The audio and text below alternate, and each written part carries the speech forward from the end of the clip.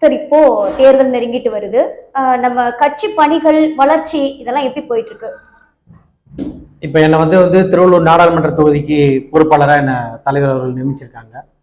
இப்ப கட்சி கட்டமைப்பு பணிகள் எல்லா தொகுதிகளிலையும் கட்டமைப்பு பணிகளுக்கான வேலைகள் நடந்துட்டு இருக்கு. அதுக்கு முன்னாடி ஒரே விஷயம் மட்டும் சொல்லிடுறேன்.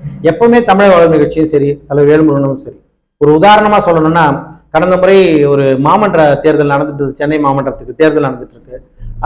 எல்லாரும் போய் அறிவாலயத்துல எங்களுக்கு எத்தனை சீட்டு கவுன்சிலர் சீட் தருவீங்க, எங்களுக்கு எத்தனை என்ன பண்ணுவீங்கன்னு கேட்டுக்கிட்டு இருக்க ஒரு சூழ்நிலையில தமிழக வாழ்வுரிமை கட்சி நம்ம சைதாப்பேட்டையில நாங்கள் ஒரு மிகப்பெரிய ஆர்ப்பாட்டம் ஒண்ணு, கவர்னரை கண்டிச்சு ஒரு ஆர்ப்பாட்டம் ஒண்ணு நடத்திட்டு இருந்தோம். அப்ப மீடியா நண்பர்கள் கூட கேட்டாங்க. யாருமே போல இல்ல, நாங்க எல்லாருமே ஆர்ப்பாட்டத்துல இருந்தோம், நாங்க கலந்துகிட்டோம். நாங்க ஒரு கூட்டணி எல்லாம் மீடியா கேட்கறாங்க, கூட்டணி எல்லாம் பேச போயிருக்காங்க அறிவாலயத்துக்கு, நீங்க என்ன இங்க ஆர்ப்பாட்டம் பண்ணிட்டு இருக்கீங்க?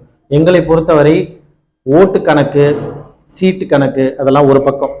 எங்களுக்கு முதல்ல முக்கியம் தலைவர் வேலுமுருகன் சொல்றது, எங்களுக்கு இந்த மண்ணுக்கான மக்களுக்கான பிரச்சனைகளுக்காக போராடணும்.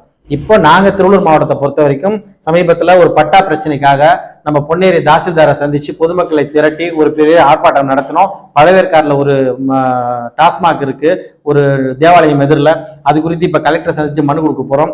இந்த வடகரை பகுதி சாலை ரொம்ப சிதிலமடைஞ்ச நிலையில இருந்தது.